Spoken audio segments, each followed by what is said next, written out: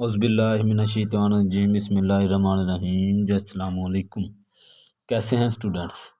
उम्मीद है खैरियत से होंगे।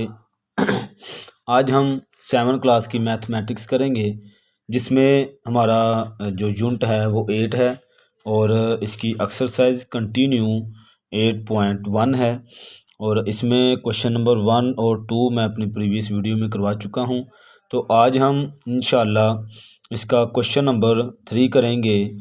तो ये ऐड वाले क्वेश्चन है, अलजेब्रिक एक्सप्रेशन वाले क्वेश्चन इसमें ऐड करनी है। सिंपली ऐड जैसे हम करते हैं, ये है तो वैसे ही, लेकिन उससे थोड़ा सा इसमें फ़र्क है, वो मैं इंशाल्लाह क्वेश्चन में आपको क्लियर कर दूंगा। यहाँ पे पहला क्वेश्चन नंबर 3 में स्टेटमेंट पढ़ लेते हैं। कहता है ऐड दी फॉलोइंग पोलिनोमियल्स। ये जो पोलिनोमियल है इसको ऐड करना है by written writing them in the vertical form. वो कहते हैं इनको वर्टिकल फॉर्म में लिखकर इसका मुझे आंसर दें। ठीक है जी। तो वर्टिकल फॉर्म कौन सी होती है और हॉरिजॉन्टल फॉर्म कौन सी होती है? वर्टिकल फॉर्म यानी अगर मैं यहाँ पे आपको बताऊँ कि ये जो जिस फॉर्म में ये क्वेश्चन लिखा हुआ है ना, इस फॉर्म को हॉरिजॉन्टल फॉर्म कहते हैं। इसको वर्टिकल फॉर्म में लिखने का मकसद ये है, एक जो इसकी वैल्यूज़ है उसको आप यानी वर्टिकल अगर मैं उर्दू इसका बताऊँ तो अमूदी इसको आपने लिखना होता है। ठीक है, यानी ऊपर ऐसे सीधा कॉलम की शेप में ऐसे आपने लिखना होता है। जो हॉरिजॉन्टल होता है वो ऐसे एक स्ट्रेट सीधा ऐसे लिखकर इसको सिंपलीफाई करना होता है। ठीक है जी। अमूदी यानी सीधा कॉलम की शेप में लिखने को आप वर्टिकल फॉर्म कहेंगे। ठीक है, अगर हॉरिजॉन्टल वो कहेगा तो वो ऐसे सीधी एक लाइन, जैसे हम लाइन लगाते हैं, रो लगाते हैं, वैसे वो हॉरिजॉन्टल होता है। ठीक है, ये देखें यहाँ पे मैंने क्वेश्चन नोट किया हुआ है। ये हमारा पहला क्वेश्चन है। तो ऐड करना है इन वर्टिकल फॉर्म में। तो आप ये क्वेश्चन लिखने के बाद आप सॉल्यूशन लिखेंगे और उसके बाद आप यहाँ पे लिखेंगे इन वर्टिकल फॉर्म। ठीक है, क्योंकि चूंकि उसने शर्त रख दी है कि इस क्वेश्चन को इस तरह लिख कर फिर आपने आंसर देना है। ठीक है, ये मैंने वर्टिकल फॉर्म में लिखने का जो रूल है कि 5a 7b + 12c। ठीक है, पहली जो पूरी ये इस कोमे तक का जो हमारा क्वेश्चन है, ये जो पहली इसकी जो है टर्म होगी। ठीक है, इसको आपने पहली वाली को ऊपर लिख लेना है, ये जो दूसरी है वो नीचे। लिखना कैसे है कि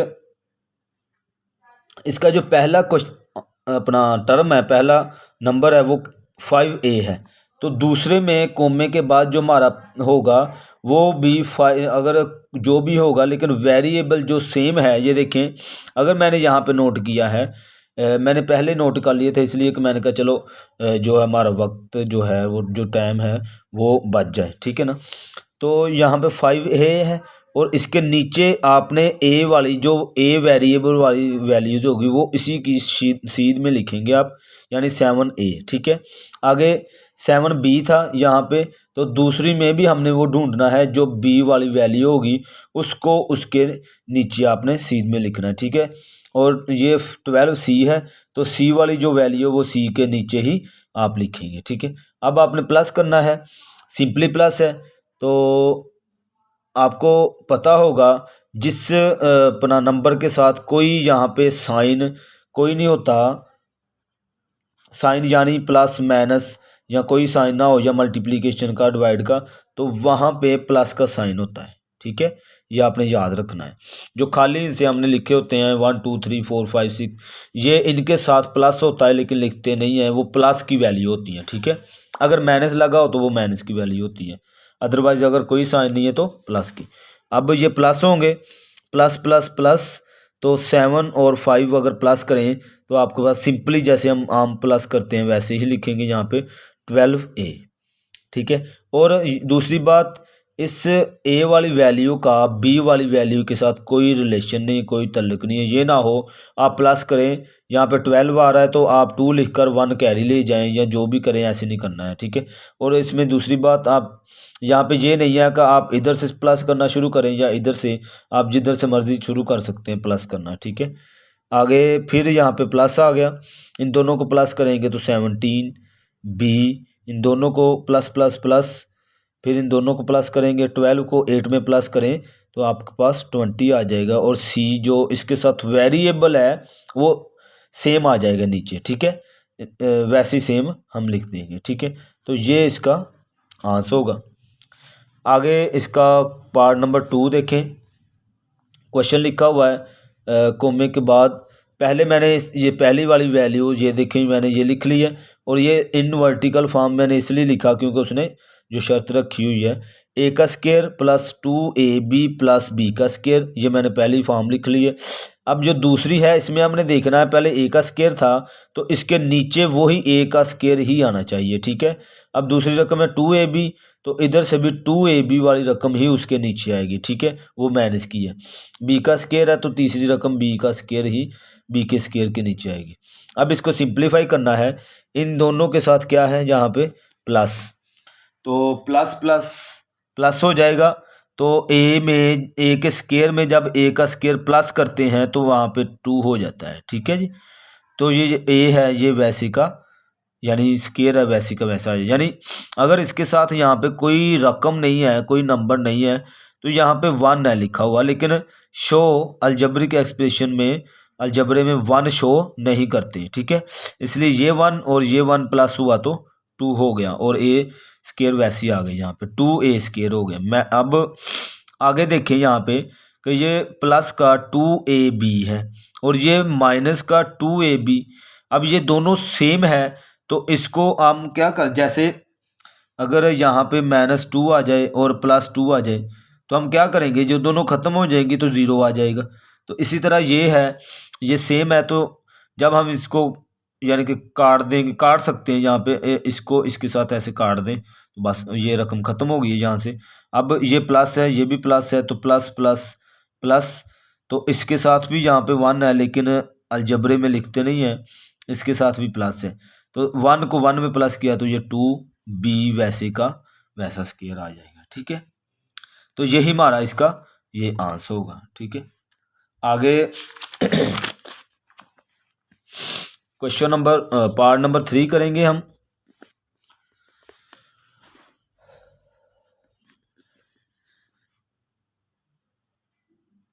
जी ये क्वेश्चन है, तो मैंने पहली रकम यहाँ पे 2p + 3q + 4r मैंने लिख लिया। उसके बाद दूसरी में मैंने देखा 4p है, वो p वाली वैल्यू के नीचे ही मैंने लिखा। फिर 3q है तो 2q आगे है, वो q वाली वैल्यू के नीचे ही लिखा। फिर 4r है, आगे मैंने r वाली वैल्यू ढूंढी, वो भी उसके नीचे मैंने लिख दिया, ठीक है। अब इसको सिंपली हमने प्लस कर देना है, 4 और 2 6p प्लस, यानी जो इसके साथ कांस्टेंट अपना वेरिएबल है ये वैसे का वैसा हम लिख देते हैं, ठीक है। जो प्लस होते हैं वो सिर्फ कोएफिशिएंट प्लस होते हैं। 2 और 5 सॉरी 2 और 3 5 हो जाएगा, तो ये q वैसे आगे प्लस 2 और 4 6 और ये r वैसे का वैसा, तो यही हमारा आंसर था, ठीक है। क्वेश्चन नंबर जो है इसका 4, तो क्वेश्चन नंबर 4 यानी पार्ट नंबर 4 है जो यहाँ पे अगर देखिए मैंने 1 2 और 3 कर दिया है।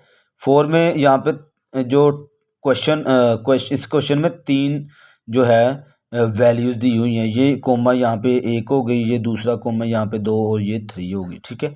इसको आपने प्लस करना, ये मैंने लिखी हुई है यहाँ पे, और इसको मैंने वर्टिकली फॉर्म में भी लिखा है।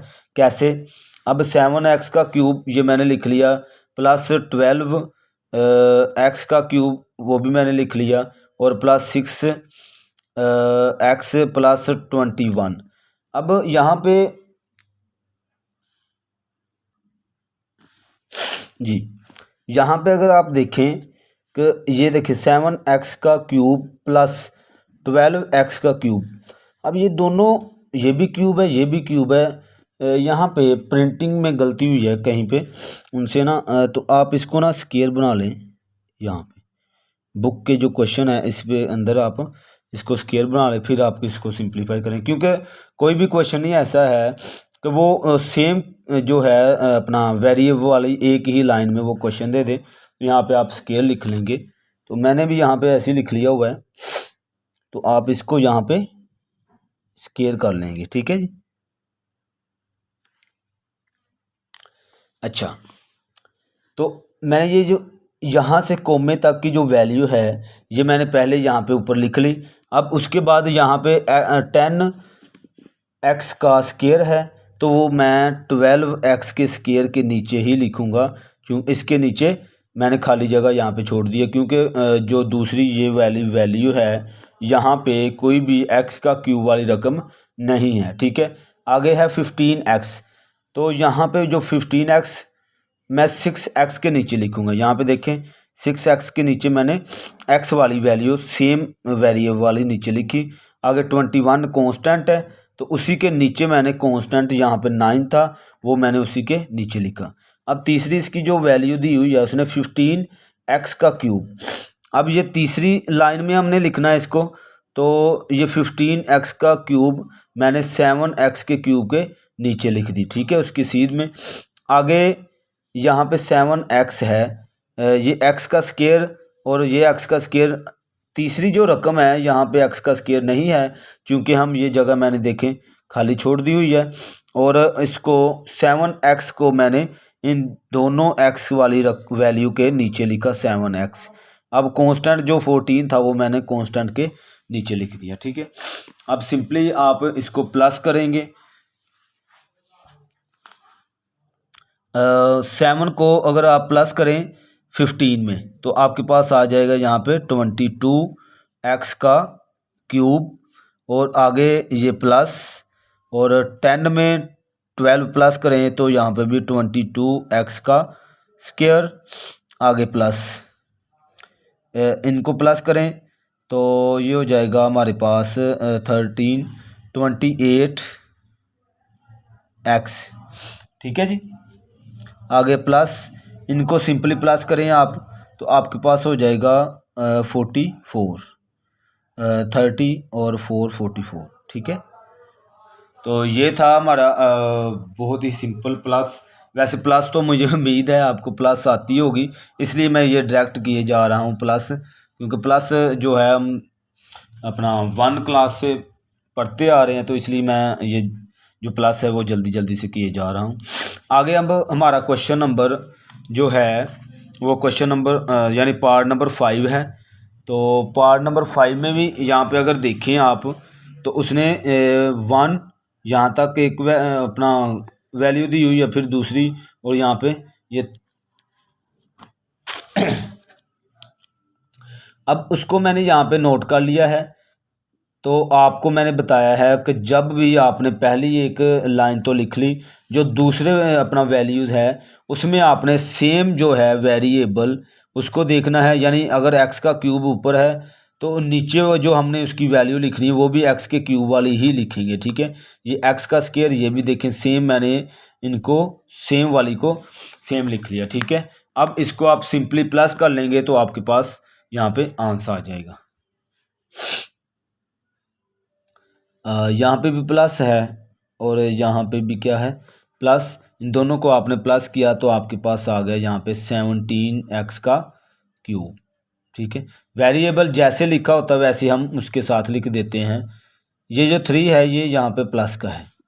ठीक है, यानी जिसके साथ कोई साइन नहीं है वो प्लस का होता है। अब आप इसको सिंप्लीफाई करेंगे तो 9, ये 3 वैल्यूज़ हैं, तो आप 9 और 4 में से अगर यहाँ पे मैं आपको बताऊँ कि प्लस का 9 है और माइनस का 5, तो इन दोनों को ये प्लस माइनस माइनस 9 में से 5 निकाल दें तो यहाँ पे 4 आ जाएगा, और साइन क्या आएगा हमारा बड़ी रकम वाला, यहाँ पे साइन आ गया, और नीचे क्या है प्लस का 3, तो इनको प्लस किया तो यहाँ पे 7 आ गया। ठीक है, इसका जो आंसर आया है वो अपना प्लस का 7x का स्क्वायर। ठीक है, अब इन दोनों को करें कि 11 में से पहले ये देखिए ना प्लस है और ये माइनस है, तो 11 में से 7 निकाल देंगे तो आपके पास 4 आ जाएगा, और वो 4 होगा प्लस का। कैसे, यहाँ पे अगर मैं इसको करूँ सिंप्लीफाई कि 11 है प्लस का और माइनस का मेरे पास 7 है, तो 11 में से 7 निकाल देंगे तो आपके पास 4 आ जाएगा, और वो भी प्लस का। ठीक है, नीचे प्लस का 5, दोनों को प्लस करें तो आपके पास 9 आ जाएगा।